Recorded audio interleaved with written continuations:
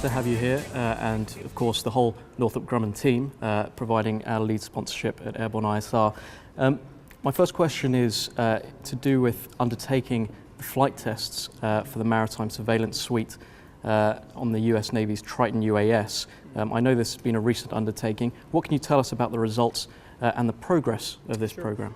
Well, we're very excited. The Triton has had its first flight last July and is currently working on its envelope expansion missions, test series, if you will, at Edwards Air Force Base.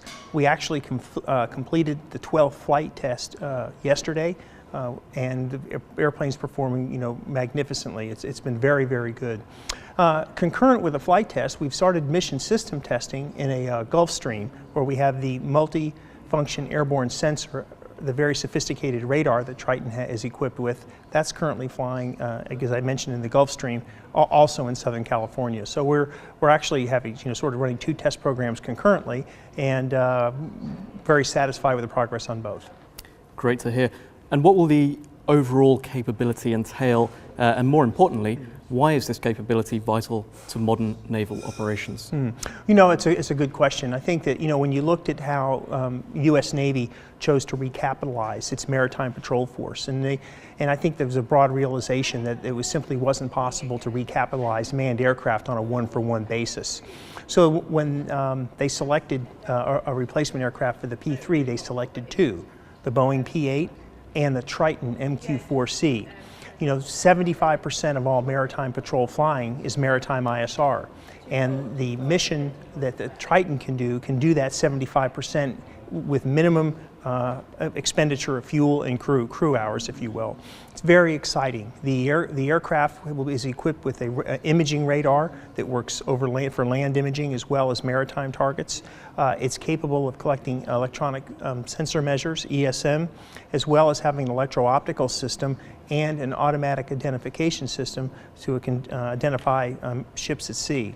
The aircraft has a very, very capable communication suite and is able to communicate, with U.S. Navy ships as well as our allies. So we're very, very pleased to provide this capability to the U.S. Navy and to our allied customers.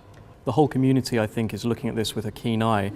Without wishing to put you on the spot, can I ask, do you feel that the core future of ISR rests in unmanned systems, or is there perhaps a more rounded vision beneficial for most forces from your perspective? The unmanning is a modality to deliver an end product. Really, ISR is about collecting, distributing actionable information to decision makers.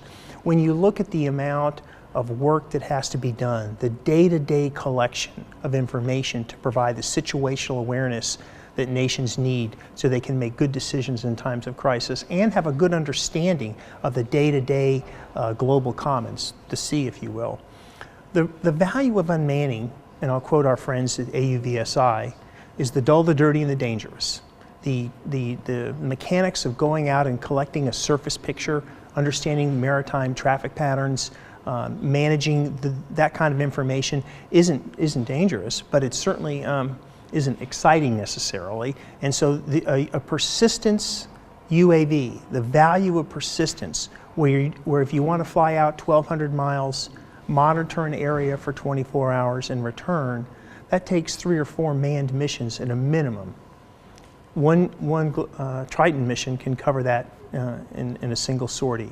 So you end up with a significant gain in productivity. So I think that there is a role for the manned missions, and there's a role for unmanned missions. And so we work closely with the Navy and the U.S. government to determine what the best mix of that capability is. And if we pull the lens back a little bit and look at the domain as a whole, and particularly from the dialogue we've had at this conference so far, what do you see as perhaps the priorities, the challenges that this community will face over the coming year or two? And has there been anything that has been of particular interest from your perspective in terms of the highlights from the discussion so far? This has been a very, very good conference. We've had very candid discussions by government leaders from both the United States and the United Kingdom outlining what they feel their challenges are operationally and also programmatically and fiscally. It's very, very important to have opportunities like this to interact with industry, government, and the military to get a good understanding of where they are facing the challenges they have, and then working together to how to formulate the most capability that we can provide them.